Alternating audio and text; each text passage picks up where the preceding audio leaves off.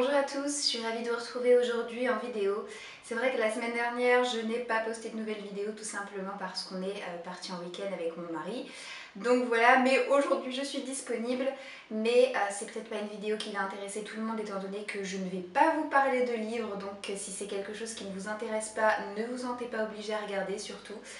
Non, aujourd'hui je voulais vous faire un vlog un petit peu particulier sur un sujet qui me tient énormément à cœur. Je pense que vous le savez maintenant, c'est la construction de notre maison. Donc la construction elle-même a commencé il y a quelques semaines et à cette occasion voilà, j'avais envie de vous raconter un petit peu les origines de ce projet, comment est-ce que l'idée nous est venue en tête, comment est-ce qu'elle a pu se concrétiser au fil du temps. Alors déjà il faut bien savoir que construire une maison ça n'a jamais été notre rêve dans notre vie, on s'est jamais réveillé un matin en se disant allez on va faire construire, pas du tout. C'est vrai que mon père a fait construire sa maison mais pour autant je me suis jamais dit tiens un jour je vais suivre son modèle, je vais faire comme lui. Mais par contre une chose est sûre, c'est que dès le début on voulait être propriétaire d'un bien immobilier parce qu'aujourd'hui quand on investit son argent dans quelque chose, et ben voilà, le plus rentable on va dire ça reste encore l'immobilier, même si c'est quelque chose de très cher, et puis c'est gratifiant de se dire que voilà on a quelque chose bien à nous. Être locataire c'est plutôt synonyme de j'ouvre ma fenêtre, jette 2-3 gros billets et puis je referme derrière moi et au final ça ne m'appartient pas. Nous c'était important d'être propriétaire un jour ou l'autre et de préférence d'une maison parce que mon mari comme moi on a toujours été habitués à vivre dans un pavillon plutôt que dans un appartement. Alors voilà, c'est un autre mode de vie, disons que la maison c'est beaucoup d'entretien, beaucoup de travaux, mais en même temps il y a le plaisir d'avoir un jardin, le plaisir de ne pas avoir la promiscuité avec ses voisins comme on peut avoir actuellement en vivant dans notre appart depuis 3 ans passés d'ailleurs qu'on est là. Donc voilà, c'est vraiment autre chose d'avoir une maison qu'un appartement. Donc voilà, pour une question de confort aussi, toutes ces raisons qui font qu'on a commencé à chercher d'abord une maison. Au niveau des démarches, alors on a d'abord attendu en fait que notre mariage ait lieu donc le 19 juillet dernier. Laisser passer tout ça parce que c'était déjà un gros morceau au niveau de l'organisation. Et une fois que le mariage est passé, on a fait un petit peu la tournée des banques, on en a fait 2-3 de mémoire, et tout simplement on a demandé une simulation pour connaître à peu près l'enveloppe que les banques seraient prêtes à nous prêter pour trouver un bien immobilier. Donc pour faire une simulation, voilà, il n'y a pas besoin d'énormément de choses, mis à part les 3 derniers bulletins de salaire, les 2 derniers relevés d'imposition et des extraits de compte courant pour prouver aux banques que vous n'êtes pas fauchés comme les blés, que vous avez un petit peu d'apport pour voir venir. Voilà, donc on nous a annoncé une certaine somme. Donc dans cette vidéo je ne vais pas du tout parler d'argent avec vous, tout simplement parce que je pense que c'est quelque chose qui ne vous regarde pas. On s'est rendu compte qu'avec cette enveloppe là ça allait être compliqué de trouver une maison dans notre ville actuelle parce qu'on ne souhaitait pas concrètement bouger de ville. On est très bien là où on est, c'est une ville que personnellement je connais depuis que je suis née parce que j'ai de la famille qui y vit et qui est très bien située en région parisienne et qui reste du coup un petit peu chère. Et voilà, avec l'enveloppe qu'on nous prêtait, on pouvait espérer une maison qui soit inférieure en termes de mètres carrés à notre appartement actuel, ou vraiment similaire mais en tout cas pas plus. Avec quasiment pas de jardin ou alors peut-être un mètre carré symbolique de pelouse et mitoyenne, donc collée avec une autre maison. Voilà, donc on a regardé les sites, les applications mobiles, seloger.com, Logikimo, etc. Et puis on s'est rendu compte très vite qu'on ne trouvait rien qui nous plaisait. Et là on s'est rendu compte que les banques nous avaient proposé une autre possibilité auquel on n'avait pas attaché d'importance au préalable, c'était de construire une maison, parce que dans le cas d'une construction et dans le cas d'une première acquisition, et l'État nous prêtait beaucoup plus d'argent que dans le cadre d'un simple achat d'une maison déjà construite. Donc l'idée a fait son chemin petit à petit. Donc c'est comme ça qu'au mois d'août on s'est retrouvé à aller dans une ville à proximité de chez nous où il y a en fait tout plein de maisons témoins, donc une maison témoin par constructeur. Pour eux c'est une espèce de vitrine qui leur permet de se faire connaître. Donc on est rentré à l'intérieur de la maison de notre constructeur actuel. À l'intérieur de la maison bien entendu il y a une flopée de commerciaux prêts à se jeter sur vous pour vous vendre la maison de vos rêves. Donc on a en fait choisi notre maison sur catalogue, sachant que la maison c'est qu'une partie du budget du projet, il faut rajouter à ça le prix d'un terrain. Et le prix d'un terrain ça coûte bien plus cher que le prix de la maison en elle-même, surtout en région parisienne. Donc la maison qu'on a choisie fait 90 mètres carrés, c'est une maison assez classique avec 2 salles de bain en haut en bas. Un grand espace salon, salle à manger, cuisine et 3 chambres à l'étage dont certainement une sera transformée en bibliothèque, voilà, en bureau-bibliothèque. Donc voilà, vraiment très classique, donc un rez-de-chaussée plus un étage. Et suite à ça, en fait, ce qui a été très bien, c'est que le constructeur nous a aidé à trouver le terrain. Donc c'est dès le mois de septembre qu'on a fait la première visite d'un terrain. De mémoire, il devait faire 300 mètres carrés, il était vraiment proche de notre appartement. C'était le tout premier terrain de ma vie que je visitais, donc je ne savais pas trop à quoi m'attendre. En plus, c'était difficile de se projeter parce que les herbes étaient juste super hautes. Du coup, on n'avait pas une vue très dégagée jusqu'au fond du terrain. Ce qui m'a un petit peu dérangée, c'est la présence d'appartements, d'immeubles juste à côté. En gros, si vous voulez, ceux des derniers étages qui étaient sur leur balcon avaient une magnifique vue plongeante sur le jardin. Ça me plaisait qu'à moitié, mais c'est vrai que financièrement, ce terrain valait le coup, il était très intéressant. Et puis, il faut dire qu'on était un petit peu pressé par le temps parce que dès le 1er octobre, il y avait une nouvelle loi qui passait et qui nous faisait descendre une somme vraiment pas négligeable. Je ne me rappelle plus avec exactitude, mais l'aide de l'État. Donc voilà, on était vraiment pressé par le temps et on s'est dit, bon, un terrain à ce prix-là dans notre ville, ça court pas les rues, donc on va faire une proposition. On a fait une proposition d'achat. Malheureusement, on a eu vraiment énormément de problèmes puisqu'il s'est avéré que ce terrain appartenait à 2 frères, donc propriétaires du terrain, dont l'un des deux n'était plus du tout chaud pour vendre. Donc on a passé une semaine hyper stressante, je me rappelle encore, j'étais en séminaire à cette période-là avec mon boulot.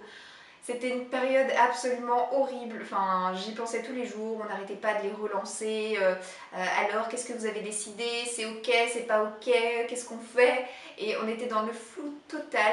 Il y a notre constructeur qui a mis la pression aux 2 propriétaires et clairement c'était pas le genre de choses à faire parce que l'un des deux s'est évidemment braqué, ce qui est compréhensible. Et du coup, ben voilà, la réponse n'a pas tardé. Au final, c'était non. Voilà, ils retiraient leur terrain de la vente et puis ben, on n'avait plus qu'à reprendre nos recherches à zéro, tout en sachant que le 1er octobre était passé et que l'aide de l'État avait baissé. Donc on avait un budget un peu plus réduit qu'auparavant, donc c'était un petit peu plus compliqué. Au final, on a visité un nouveau terrain, donc un deuxième, celui qu'on a acheté, j'entretiens pas le suspense plus longtemps, plus grand, 500 mètres carrés. C'est une indivision, c'est-à-dire que le propriétaire a décidé de couper ses 1000 mètres carrés en deux et de vendre le lot arrière. Et le problème était que le prix de base était plus cher. Le terrain était plus cher que le premier terrain qu'on avait visité et en plus de ça, à cause de l'aide de l'État qui avait baissé, on avait moins d'argent à y mettre. Donc c'était un petit peu plus compliqué. Mais mon mari comme moi, ça a été un gros coup de cœur. On s'est tout de suite projeté et on s'est dit c'est là qu'on veut vivre. Donc on a tout de suite fait une offre d'achat par rapport à ce terrain-là. Donc auprès de...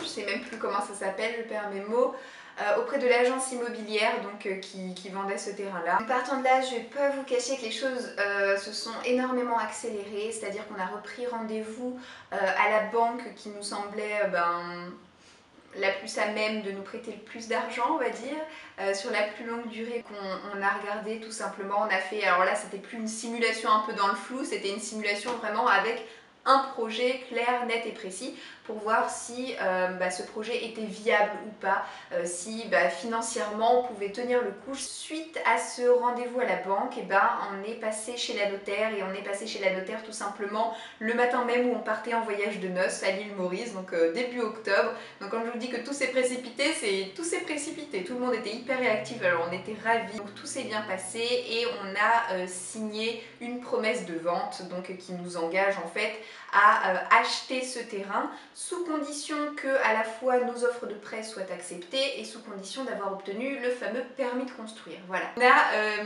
eu plusieurs offres de prêt.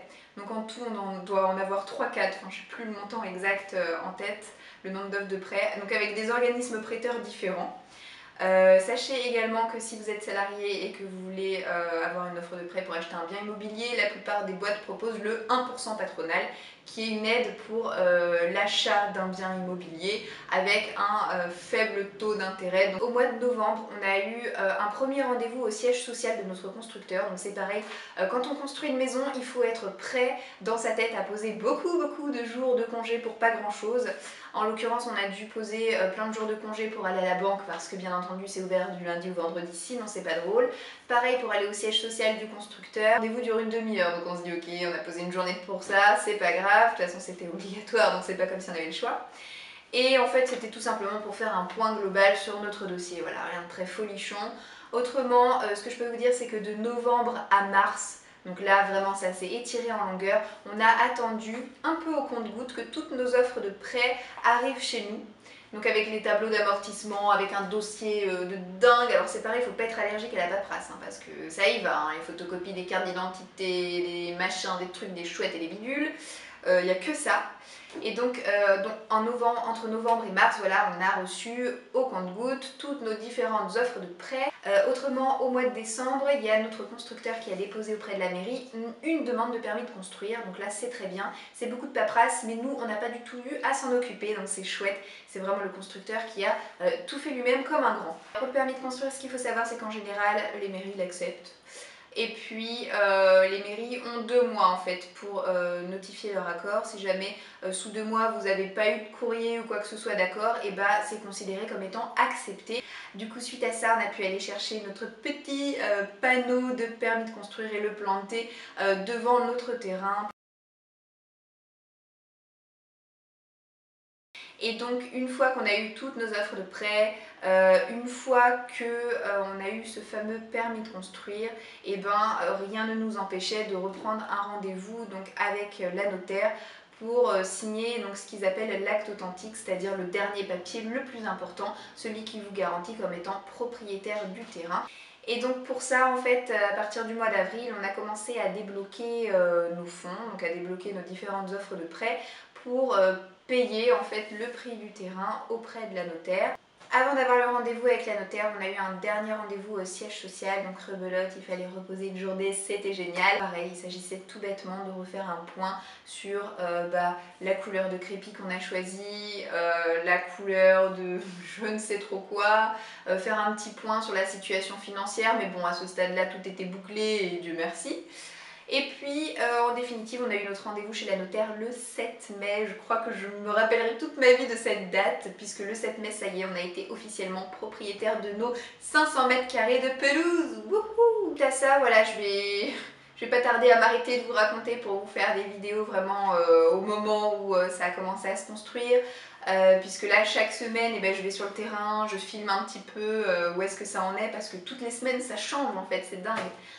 Mais suite au rendez-vous de la notaire, eh ben, il nous restait toute la partie viabilisation du terrain parce qu'on a acheté un terrain super cher mais qui était quasiment pas viabilisé puisqu'en l'occurrence il n'y a que l'électricité sur le terrain. Donc vous vous doutez bien qu'il faut faire venir le reste, c'est-à-dire le tout à l'égout qui est obligatoire, l'eau, le gaz puisqu'on prend le gaz. Donc en fait on a fait 2 devis au mois de mai, fin mai, on a fait un devis pour le tout à l'égout et un devis pour l'eau. On a eu par courrier le devis pour l'eau qui est assez exorbitant mais bon on s'en doutait à peu près. Et le devis pour le tout à l'égout qui a été refusé par la mairie pour des raisons diverses et variées mais qui ne sont pas du tout de notre fait. C'est simplement qu'ils estiment que la Lyonnaise des Eaux exagère un petit peu, qu'il pourrait se repiquer plus près chez le voisin, que ça nous coûterait moins cher, etc.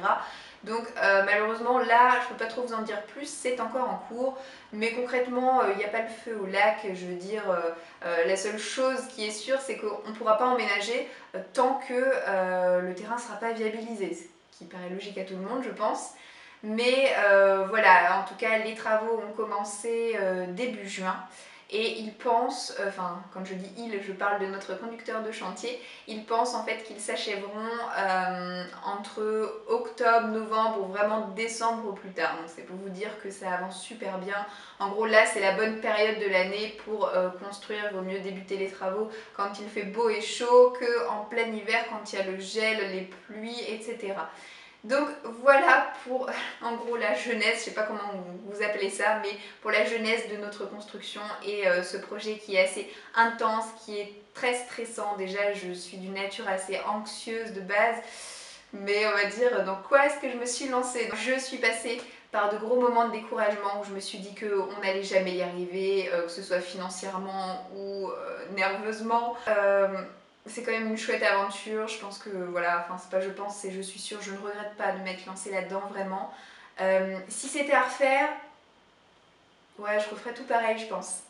C'est une sacrée expérience, je me serais jamais douté qu'un jour dans ma vie j'allais me lancer dans la construction, mais alors vraiment on me l'aurait dit, je l'aurais jamais cru, et pourtant c'est ce qui nous arrive. Ça m'a fait plaisir de partager ça avec vous, et puis je reviendrai vers vous prochainement pour un nouveau vlog construction, où là je ferai des petits films pour vous montrer un petit peu comment ça se passe, où est-ce que ça en est, surtout à quoi ça ressemble. Donc je vous laisse, je vous souhaite une très bonne après-midi et je vous dis à très bientôt dans une prochaine vidéo. Ciao ciao.